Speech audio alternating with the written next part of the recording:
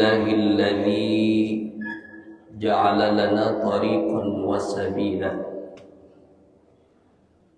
وأقام لنا على معرفته برهانا واضحا ودليلا وبعث إلينا محمد بن عبد الله معلما ورسولا صلى الله عليه وسلم بكرة وأصيلا اللهم صل وسلم على سيدنا محمد الفاتح لما أغلق والخاتم لما سبق ناصر الحق بالحق والهادي إلى صراطك المستقيم وعلى آله حق قدره ومقداره العظيم ربنا انفعنا بما علمتنا رب علمنا الذي ينفعنا رب فقهنا وفقه أهلنا وقرابة لنا في ديننا أما بعد معاشر الحاضرين والحاضرات صائمين صائمات وأخص بالذكر yang sama-sama kita muliakan Al-Ustaz Johan beserta seluruh jajaran pengurus Masjid Agung Kubah Timah. Tak lupa bapak-bapak, ibu-ibu jemaah salat subuh, hadirin wal hadirat, mustami'in mustami'at rahimakumullah. Pertama dan utama, marilah kita senantiasa selalu bersyukur kepada Allah atas segala hal dan segala nikmat yang telah kita nikmati serta telah kita rasakan. Pemberiannya kita ucapkan alhamdulillahi rabbil alamin. Bersyukur kepada Allah hukumnya wajib. Tak bosan kita mendengarnya di setiap acara muqaddimah pembukaan. Selalu dikatakan, marilah bersyukur kepada Allah. Marilah bersyukur kepada Allah. Marilah bersyukur kepada Allah. Perlu kita ketahui bahawa itu bukan pemanis kata, melainkan mengingatkan kepada kita betapa pentingnya bersyukur kepada Allah. La in syakartum la azidannakum wa la in kafartum inna azabi lasyadid. Akan barakah hidupnya jika manusia selalu bergantung diri kepada Allah Subhanahu wa taala, bersyukur kepada Allah. Wa la in kafartum inna azabi lasyadid. Orang yang lalai, lupa bersyukur tapi jarang-jarang kepada Allah, maka dia melanggar kewajiban. Bagaimana wajib? Wajib dikerjakan mendapat pahala, ditinggalkan berdosa. Begitulah status kita bersyukur kepada Allah. Mudah-mudahan kita salah satu hamba yang senantiasa selalu bersyukur kepada Allah Subhanahu wa taala. Amin ya rabbal alamin. Kemudian kita bersolawat kepada Nabi Muhammad sallallahu alaihi wasallam. Kita ucapkan Allahumma salli ala Sayyidina Muhammad wa ala ali Sayyidina Muhammad.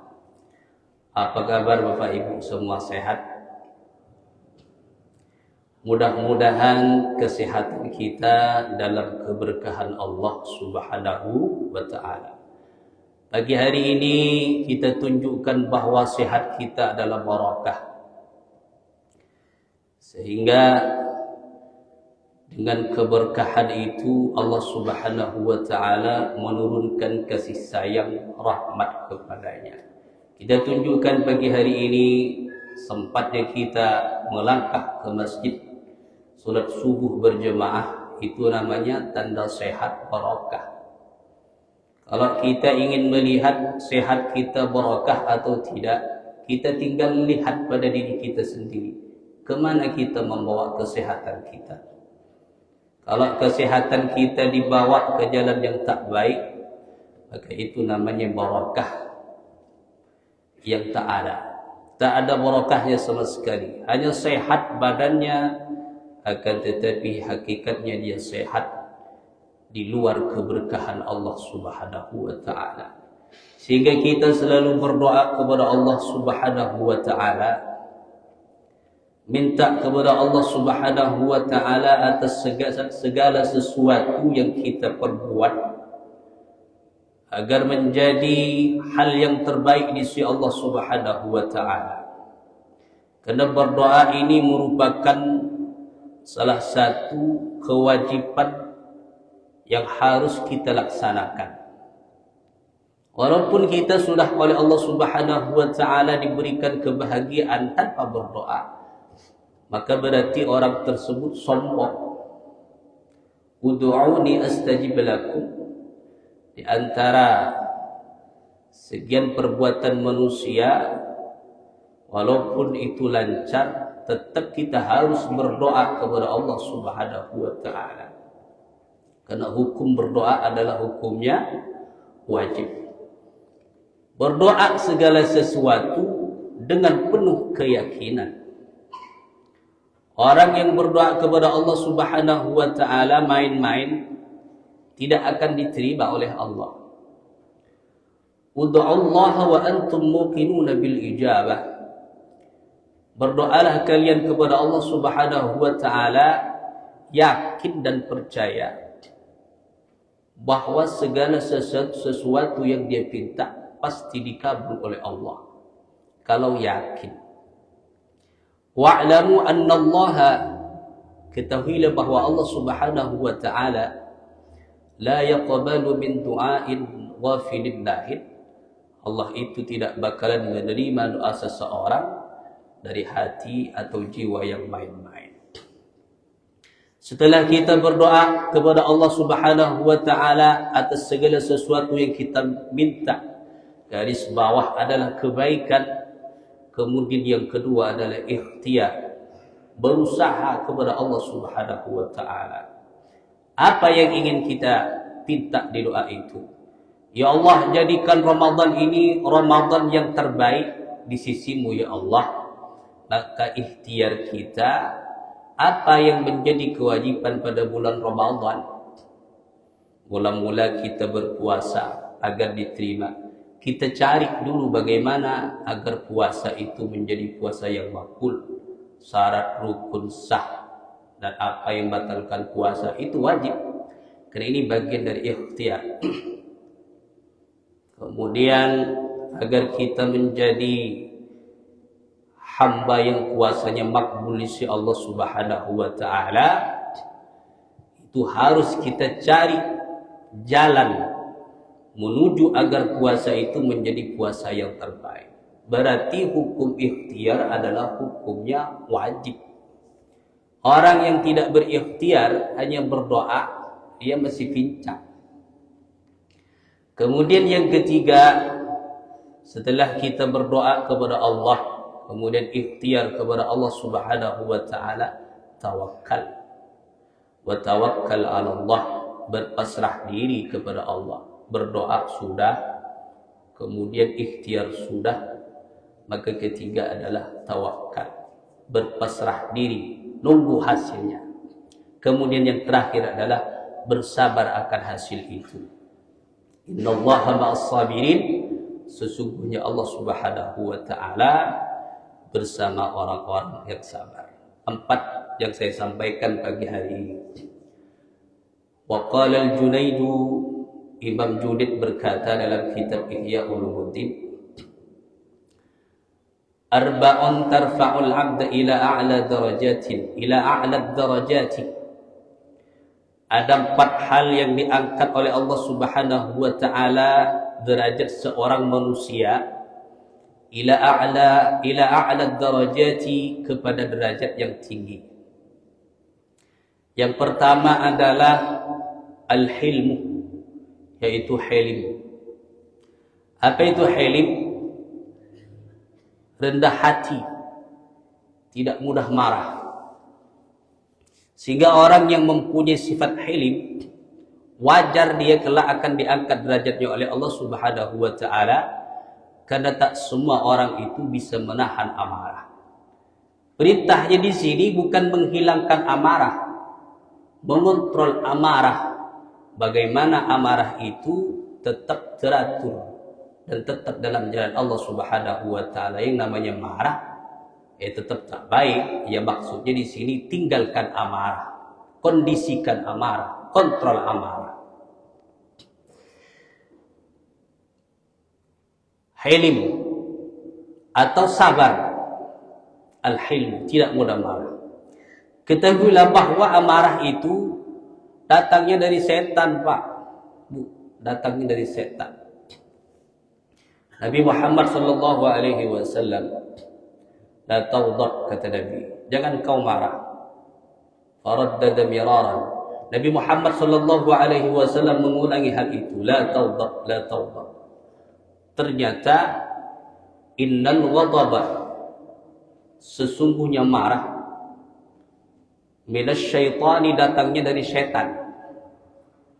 Wa innasy syaitana, dan sesungguhnya setan, khuliqa minan nari, Allah Subhanahu wa taala ciptakan setan itu dari api. Wa inna ma tudfa'un naru bil ma. Kalau kita ingin memadamkan api harus dengan air. Fa idza ghadiba ahadukum falyatawadda. Maka kalau kalian sedang marah, falyatawadda, padamkanlah kemarahan itu dengan cara berwudu. Jadi semisal bapak-bapak dari rumah tadi bawa sandal bagus, tapi setelah pulang hilang. Jangan marah, Pak. Sabar. Karena sabar itu adalah hilim, akan diangkat derajatnya oleh Allah Subhanahu wa taala. Tak semua orang bisa menahan amarah. Oleh sebab itu, kelak di hadapan Allah Subhanahu wa taala, orang yang mempunyai jiwa yang tenang, hilim, tidak mudah marah, maka kelak akan diangkat derajatnya oleh Allah Subhanahu wa taala. Kemudian yang kedua adalah at-tawadhu', yaitu rendah diri. Man tawadha'a lillah, barang siapa yang berendah diri, bukan mengemis biar dikasih ini itu dan sebagainya.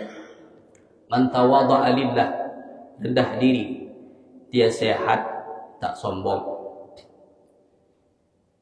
Dia diberi kepemilikan yang banyak, tak sombong. Dia diberi pangkat ini itu, tak sombong. Kemudian dia diberi ilmu yang luar biasa, tak sombong. Man tawadha'a lillah, barang siapa yang tawadhu karena Allah Subhanahu wa taala, rafa'ahu Allah, maka akan diangkat derajatnya oleh Allah Subhanahu wa taala. Wa man takabbara, kebalikan daripada itu, wada'ahu Allah, barang siapa yang sombong, aku lebih pantas daripada dia, kata dia. Dia tak ada apa-apanya kalau dibandingkan saya. Ini bukan diucapkan, dalam hati bergerak seperti itu. Itu juga bagian dari sifat sombong. Apa balasannya? Wada'ahu Allah, disepelehkan oleh Allah Subhanahu wa ta'ala. Kemudian yang ketiga yang diangkat derajatnya oleh Allah Subhanahu wa ta'ala setelah tawadhu adalah as-sakha'u, yaitu orang yang dermawan, suka memberi, baik di kala lapang maupun duka. Dia selalu berbagi. Artinya orang berbagi ini nggak harus nunggu kaya. Kita kalau nunggu kaya, Pak, kita tidak bersedekah-sedekah. Bersedekah ini tidak perlu dikasih tahu sama orang. As-sakha'u, orang yang dermawan itu dicintai oleh Allah Subhanahu wa taala beserta malaikat-malaikatnya, bahkan seluruh manusia dan hewan pun juga mencintai. Salah satu contoh, kucing di rumah, Pak. Kalau sering kita kasih makan, dia datang ke rumah. Dia tahu, merasa bahwa tuannya di situ baik, pemurah hati, ngasih makan. Jadi kucing itu betah dia di rumah. Tapi terkena orang yang pelit, Pak. Jarak 100 meter kucing nengok dia, kabur dia. Saking pelitnya manusia. Oleh sebab itu ternyata orang pelit itu kebalikan daripada as-sakha, sangat dibenci oleh Allah Subhanahu wa taala, bahkan tidak disukai oleh Nabi Muhammad sallallahu alaihi wasallam. As-sakha'u, lebih-lebih di bulan Ramadan, tingkatkan sedekah kita. Keluarkan sebagian harta kita. Jangan takut sedekah yang kita keluarkan itu bertambah. Apa kata Nabi Muhammad? Bal yasdad, bal yasdad, bal yasdad. Secara kasat mata 10.000 uang yang kita keluarkan untuk orang yang berbuka puasa hilang. Akan tetapi itu sejatinya menjadi tabungan akhirat, yaitu menjadi tabungan rekening. Setelah kita pulang gelap, ambil rekening, buka, inilah tabungan saya di dunia untuk menebus surganya Allah Subhanahu wa taala. Mau siapapun dan seperti apapun, kalau sudah as-sakha'u, ringan tangan untuk selalu memberi, maka dia akan diangkat derajatnya oleh Allah Subhanahu wa taala. Akan tetapi orang yang pelit, kedekut pelit, maka mereka kelak tak masuk surganya Allah Subhanahu wa taala. La yadkhulul jannata, tak masuk surga kata Nabi Muhammad sallallahu alaihi wasallam. Yang pertama adalah khibbun, tukang tipu. Tukang tipu, berbohong. La yadkhulul jannah, tak bakal masuk surga kecuali bertobat sebelum meninggal dunia. Saya sering diketipu, Pak. Saya kalau bagi-bagi kadang sama orang rumah itu disuruh ke pasar. Saya enggak mau. Enggak pernah. Iya, Pak Ustaz, betul, Pak Ustaz. Karena mengapa? Saya yakin hadis Nabi Muhammad sallallahu alaihi wasallam, seyakin-yakinnya, tak pernah meleset. Sering yang kita dengarkan, tempat yang terbaik di dunia adalah masjid. Paling buruknya tempat adalah pasar. Bukan karena yang di keramik itu menjadi bagus, bukan. Karena di situ beraneka ragam macam manusia yang mencuri timbangan, ya, yang berbohong, yang pura-pura seperti ini dan itu dan sebagainya banyak. Jadi 3 kali saya berturut-turut. Apa mungkin karena hati saya yakinnya sebelum ke pasar itu ingin membuktikan hadis Nabi Muhammad sallallahu alaihi wasallam. Jadi saya beli ikan yang laki-laki tak tahu kan, sebasi lah kata tukang jual ikan 20.000, belilah 20.000, enggak nawar-nawar, enggak tahu mau ditipu atau tidak terserah. Setelah itu ditimbang sekilo. Ini bang, katanya, saya timbang ya sekilo.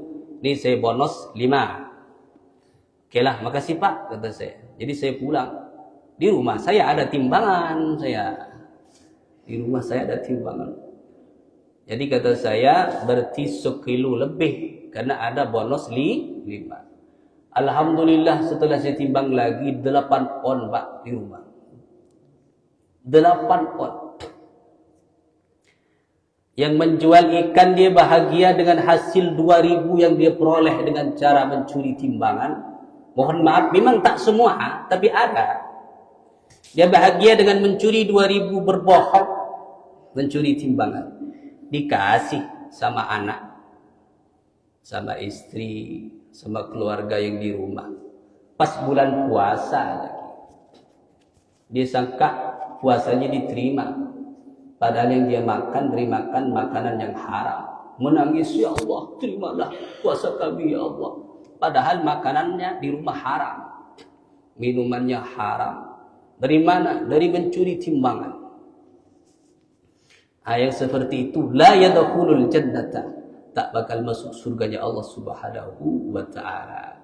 Orang yang berbohong seperti itu, naudzubillah, mudah-mudahan kita dijauhkan. Jangan bahagia dengan 2.000, dia sangka dengan 2.000 dia akan kaya, bisa beli ini itu dan sebagainya. Kalau mau nipu itu bolang dosa. 1 miliar misalnya, 100 miliar itu baru dia. Dia sudah tidak bahagia di dunia, bahkan kelak fannaru aula bih, kelak daging, tulang, seluruh anggota badannya menjadi bahan api nerakanya Allah Subhanahu wa taala. Jadi walaupun nangis beribadah, tahajud beribadah kepada Allah Subhanahu wa taala, kemudian berpuasa, menahan tidak makan dan tidak minum, tapi buka dan sahurnya dari barang haram, la yaqbalullah, maka ibadah yang seperti itu tertolak 100% di hadapan Allah Subhanahu wa taala.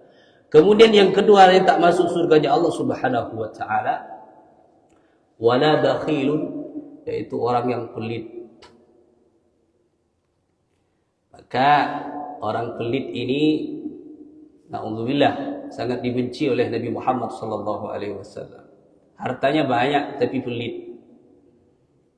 Kepemilikannya banyak tapi pelit. Mobilnya banyak, rumahnya besar, duitnya banyak. Jangankan dia bersedekah, zakat saja dia tidak dikeluarkan. Zakat ini hukumnya wajib. Jadi mau tidak mau yang namanya zakat wajib dikeluarkan. Ini sedekahnya maksudnya. Na'udzubillahi min dzalik. Mudah-mudahan kita diselamatkan. Jadi dua ini, suka berbohong, tukang tipu. Kemudian yang kedua adalah orang yang pelit. Maka dia kelak tak pantas menduduki surganya Allah. Karena di surganya Allah itu adalah tempatnya as-sakha, yaitu orang yang dermawan. Yang terakhir adalah husnul khuluq, yaitu baik akhlak. Innama bu'itsu liutammima makarimal akhlak. Nabi Muhammad juga dipuji oleh Allah dalam Al-Qur'anul Karim, wa innaka la'ala khuluqin 'azim, yaitu karena akhlaknya yang baik. Itu saja yang dapat saya sampaikan, mudah-mudahan barakah dan bermanfaat. Kita juga berdoa kepada Allah Subhanahu wa taala, mudah-mudahan salat tahajud, qabliyah subuh, salat subuh berjamaah serta amal puasa yang kita laksanakan menjadi amal puasa serta menjadi seluruh amal ibadah kita makbul di hadapan Allah Subhanahu wa taala. Amin ya rabbal alamin. A'udzu billahi minasyaitonir rajim. Bismillahirrahmanirrahim. Alhamdulillahi rabbil alamin. Wassalatu wassalamu ala sayyidina Muhammad wa ala alihi wa sahbihi ajma'in. Allahumma ya Allah, la tad'a lana fi maqamina hadha dhanban illa ghafartah, ولا هما إلا فرجته ولا دينا إلا قضيته ولا حاجة من حوائج الدنيا والآخرة إلا قضيتها ويسرتها يا أرحم الراحمين. ربنا ظلمنا أنفسنا وإن لم تغفر لنا وترحمنا لنكونن من الخاسرين. ربنا هب لنا من أزواجنا وذرياتنا قرة أعين واجعلنا للمتقين إماما. اللهم ربنا تقبل منا دعاءنا وصلاتنا وصيامنا وقيامنا وركوعنا وسجودنا وتهشعنا وتضرعنا وتعبدنا وتمم تقصيرنا يا إله العالمين ويا خير ناصرين برحمتك يا أرحم الراحمين. ربنا آتنا في الدنيا حسنة وفي الآخرة حسنة وقنا عذاب النار. وصلى الله على سيدنا محمد وعلى آله وصحبه وسلم والحمد لله رب العالمين. سبحانك اللهم وبحمدك أشهد أن لا إله إلا أنت أستغفرك وأتوب إليك. Assalamualaikum warahmatullahi wabarakatuh.